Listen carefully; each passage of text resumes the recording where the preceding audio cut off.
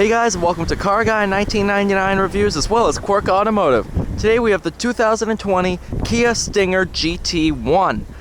I got a lot of comments on the GT2 saying, it's too expensive, I wouldn't spend that money. Well, you don't have to get the GT2 to have as much fun as possible.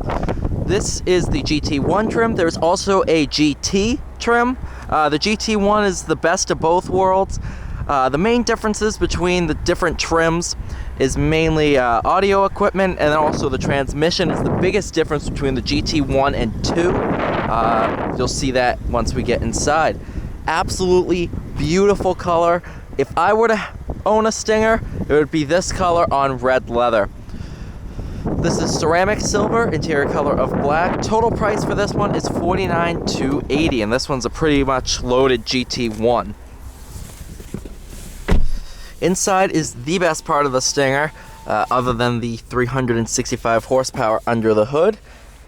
Nice center console. All-wheel drive, of course. Wireless charging. 12-volt outlet. Center console. Everything here is nice and soft touch, including up here. You can see that has some give to it, which is great. The wheel, really nice wheel. Nice paddles behind the wheel. Great rear seat room, actually. I expected to be a lot smaller, but it's actually really good. You do still have GT embroidered up on the headrest. Nice high quality headliner. This one has the sunroof, which is really, really nice. But let's take this thing out for a drive. So this is the biggest difference between the GT1 and the GT2. The GT2 is shift by wire, so it's just a little, kind of like a joystick. This has an actual mechanical connection. Bump it over for sport mode / manual mode. You have a bunch of different drive modes, including custom, sport, comfort, eco, and smart. I go ahead and I leave it in sport just because it's the most fun. Ventilated and heated seats are part of the GT1. The GT, you get heated, or just heated seats. You know what? I'm done talking. Let's take this thing out.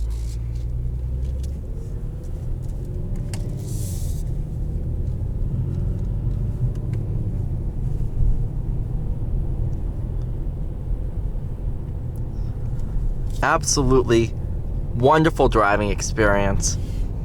No complaints whatsoever. All of the interfaces here are so high quality, it's not even funny. I mean, hell, even the key. Look at that. It's like detonating a bomb when you when you lock it.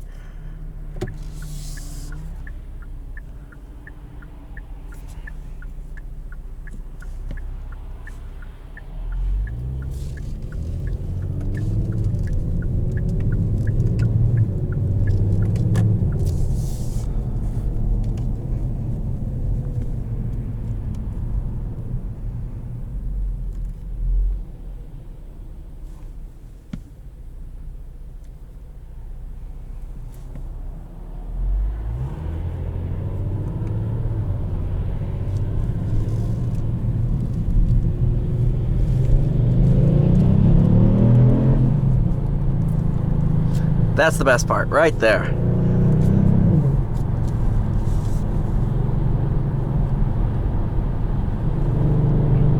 Zero to 60 in a little over 4 seconds with launch control. And I think some of the best performance in the sedan market, especially under $50,000.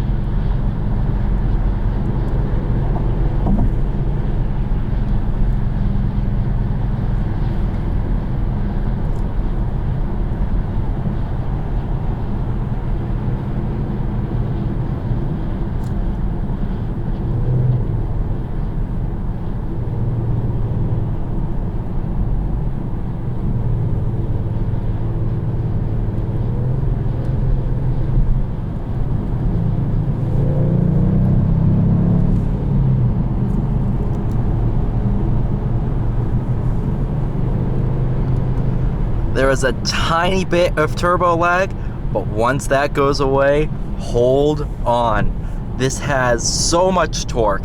It is like an airplane taking off. It just flies.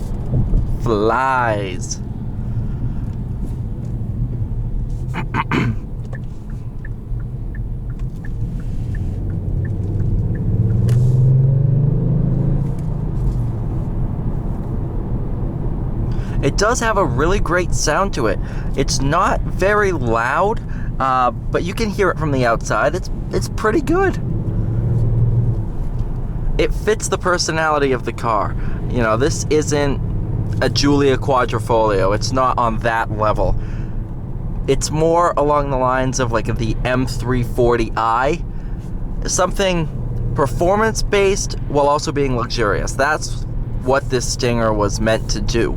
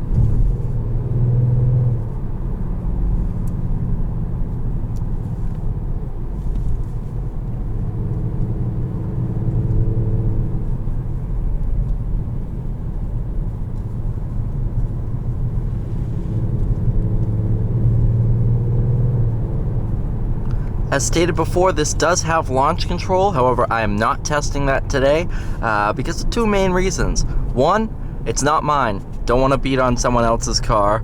And two, car only has about 20 miles on it. So you're supposed to wait till about 500 miles or so to use launch control. So either way, we're not even close to that.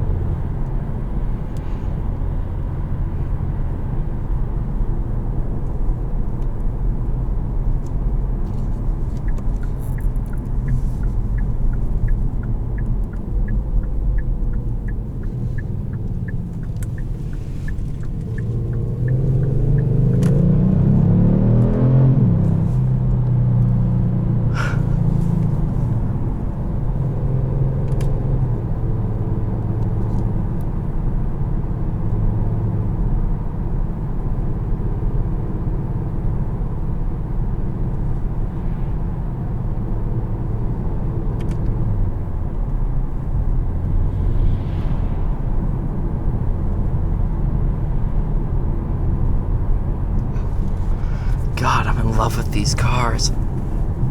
I've driven 3 now. I've driven the 2.0, this GT1, and the GT2. So basically every trim level. And I have not found a bad one. Personally, GT1's the way to go. You don't have the price tag of the GT2, and you get almost everything is the same. Performance-wise, everything is identical from GT to GT2. Only thing is, there's minor trim differences, you know, upgraded stereos, stuff like that. But if you want just the 365 V6 all-wheel drive and don't really care about all the features and of everything, you can go straight for the GT. Because they come pretty loaded as is.